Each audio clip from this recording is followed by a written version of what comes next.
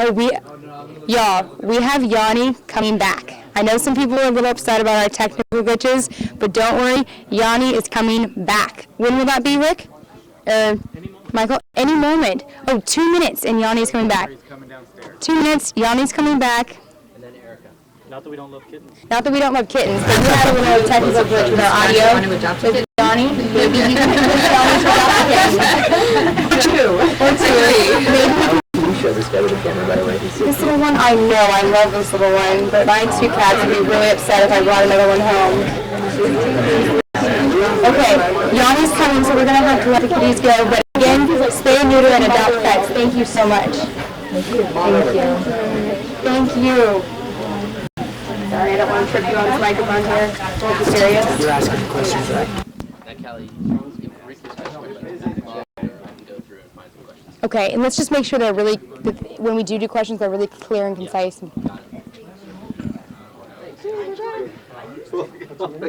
Yanni! I hope you're not allergic to cats. Are you allergic to cats? Are you kidding? Okay, good. It's National Pet Adoption Day, and so I do have cats for Yanni.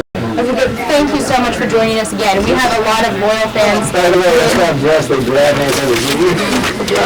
Very kind of Yanni to join us all again. And yes, there are a lot of questions that our viewers requested we didn't get to some of their questions. So again, though, in case you couldn't hear before, I just want to brag about everything that Yanni has done, from the music you hear on the Olympics to the Tour de France to the figure skating championships. I mean, the list goes on and on. The World Series. I mean, you've composed almost all that really iconic music we hear when we turn on these big sporting events, or even ABC. Thank you. You're making me blush now. That's good.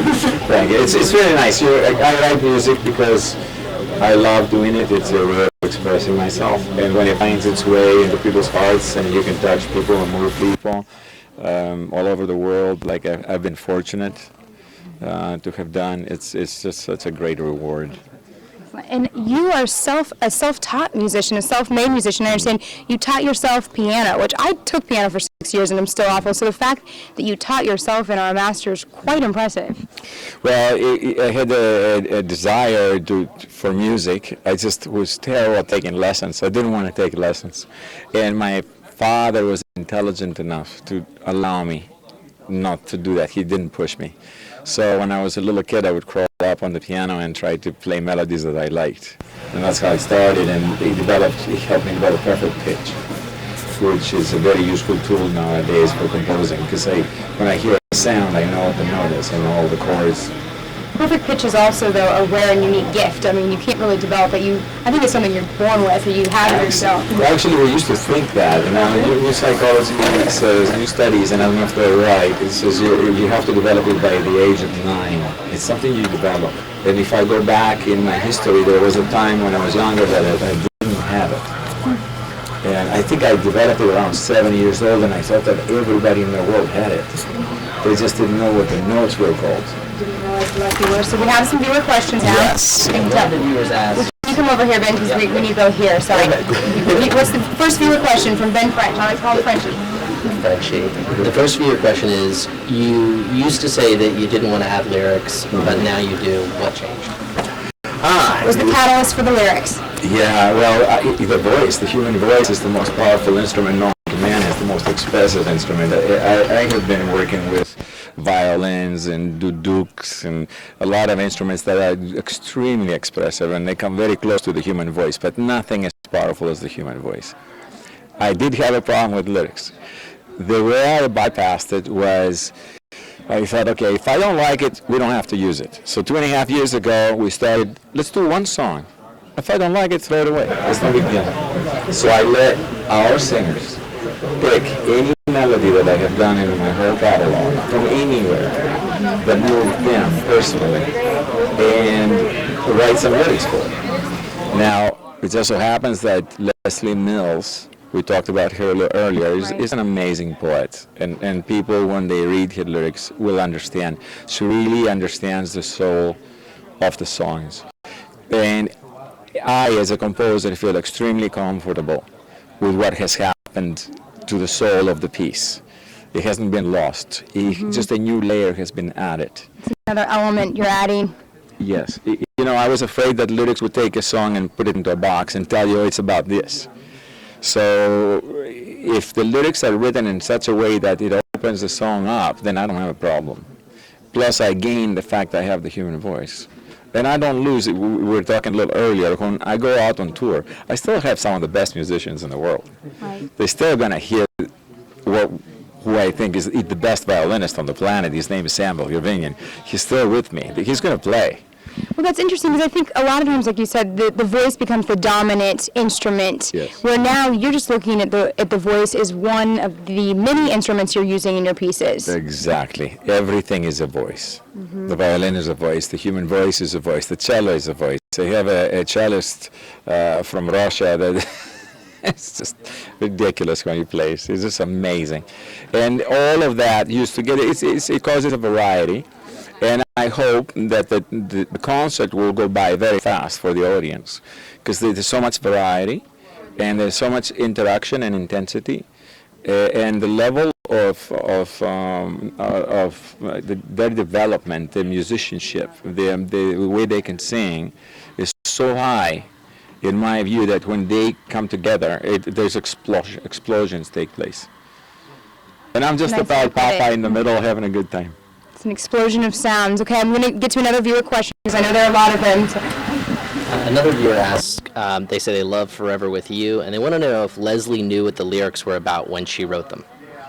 Oh, Lyrics for Forever With You. the song Felica. Yes, she did. But I allowed her the freedom. I said, just feel the song, close your eyes, never mind what I wrote the song about. What does it make you feel like? And then when she wrote the lyrics, I got goosebumps. And then the way she sings it with that voice, it's just, I don't know, I love it. And the original version of the piece, I played it at the Acropolis, is called Felica. And it's just beautiful as is. But again, I've said it many times, a CD is like a snapshot. Music is liquid.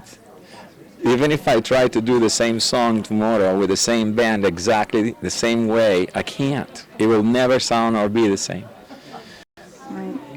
So I just have fun with music. I just like to. Each performance has a different energy with it. Absolutely. Next viewer question.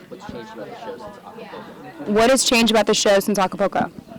I think a lot. I don't want to tell people, but the whole idea is to just surprise You're being hushed. everybody. There's a lot of surprises. You have to go. Well, first of all, they're going to see the singers. They're going to see a lot of the musicians. Actually, whoever was in Acapulco saw quite a lot of the show. But whoever saw the PBS special, I mean, that's a very pared down performance. How long is the total performance you'll be doing with the new tour? You could go 2.5 hours. 2.5 hours. And I know you don't like to hear numbers, but Bob was just telling me something like 56 cities, so there's a good chance it'll be a city near you. Close your ears. I know you don't want to hear the total number of performances or concerts you're doing in the next 2 months. But something like 56, so there should be one near you. Yanni should be coming to a city near you. Next viewer question we're ready for? Advice for young composers. Tell the truth. Don't try to write hits. Don't try to fit in. Just, if you write music the way you feel it and the way you understand it and do it honestly, it will be completely original. You don't even have to try to be original because there's only one of you. And so most kids or beginners make the mistake of trying to write things that they think people might like. That's okay. That's a good exercise. But to truly be original, besides having faith in yourself and just never give up and all the classic stuff that you hear all the time, is you got to be true to yourself. You got to say it the way you feel it. That's a great point. It has to be authentic and genuine for you. It can't be for someone else or you lose that core emotion behind it. And then it's not original either, because you'll be following somebody. We're all influenced by something in everything in our life. We all hear different kinds of music that we like, but in order to really contribute, bring something to the table that wasn't there until you were there, that's true creativity. that's it for our viewer questions. We have to let Yanni go. He's in high demand, but thank you so much for coming by and coming by again for your encore performance, your encore interview. We appreciate it, and good luck to you. You take care. Take Bye, care. everybody. Bye, everyone. Actually, don't go away, viewers, because we're going to be back with Erica and Chris in just a minute. So if you have any questions for Chris and Erica, our early show anchors, we will field those. So they will field those. Thank you again.